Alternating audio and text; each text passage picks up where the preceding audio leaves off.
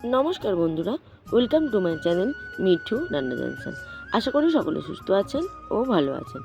আজ আমি নিয়ে চলে এসেছি দুর্দান্ত স্বাদের বাঁধাকপির ভর্তা রেসিপি। অসম্ভব লোভনীয় স্বাদ হয় এই বাঁধাকপির ভর্তা। একবার না করে খেলে যেন শীতটা অসম্পূর্ণই থেকে যাবে। শীত তো প্রায় শেষ, একবার বাঁধাকপির ভর্তাটা ট্রাই করে নিন।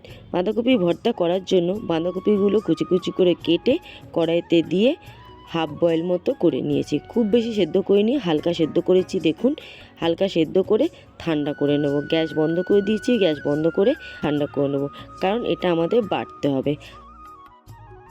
আপনারা চাইলে শিলে বেটে নিতে পারেন কিংবা মিক্সিও ব্যবহার করতে পারেন।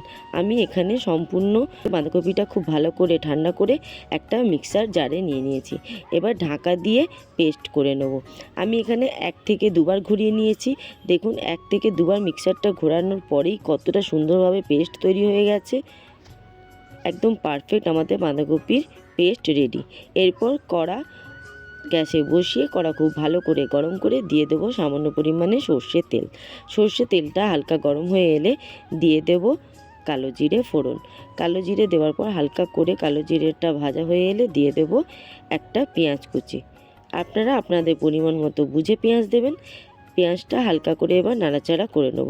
হালকা করে পেঁয়াজটা নাড়াচাড়া করে যেই একটু পেঁয়াজের রঙটা চেঞ্জ হয়ে আসবে সেই পর্যায়ে দিয়ে দেব লঙ্কা কুচি আর টমেটো।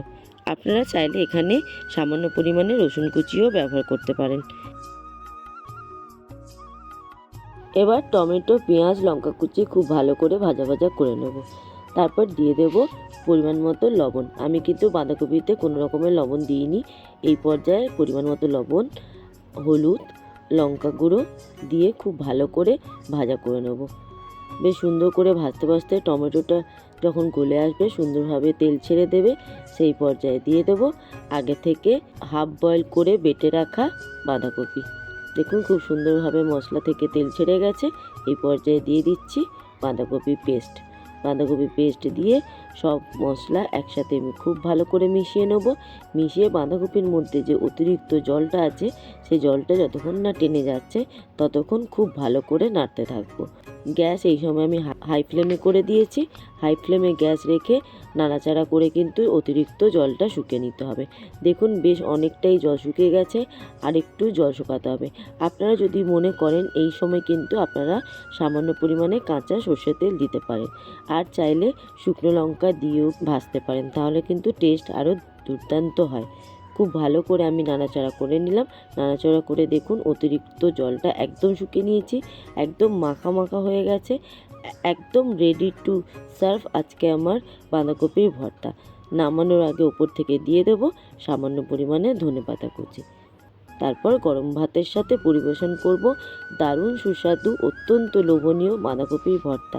আপনারা কে কে এইভাবে বাঁধাকপির ভর্তা করে খেয়েছেন আমাকে কমেন্ট করে জানাবেন। আর যদি এখনও না করে থাকেন, শীত শেষ হওয়ার আগে কিন্তু একবার অতি অবশ্যই করে ফেলবেন। তাহলে আজকে আমার এই অসম্ভব সুন্দর বাঁধাকপির ভর্তা রেসিপি আপনাদের কেমন লাগলো অতি অবশ্যই আমাকে কমেন্ট করে জানাবেন। ভালো লাগলে একটি লাইক করে দেবেন। আর আমার চ্যানেলে নতুন বন্ধু হয়ে থাকলে আমার চ্যানেলটি সাবস্ক্রাইব করার অনুরোধ রইল। সাবস্ক্রাইব করে পাশের বেল আইকনটিতে ক্লিক করে অল নোটিফিকেশানটা অন করে দেবেন। তাহলে যখনই যা দেবো তৎক্ষণাৎ আপনাদের কাছে পৌঁছে যাবে। আজ তাহলে আসি, খুব শীঘ্রই আসবো আর একটি নতুন রেসিপি নিয়ে। ভালো থাকবেন, সুস্থ থাকবেন এবং সাবধানে থাকবেন। এতক্ষণ আমার সাথে থাকার জন্য অসংখ্য ধন্যবাদ।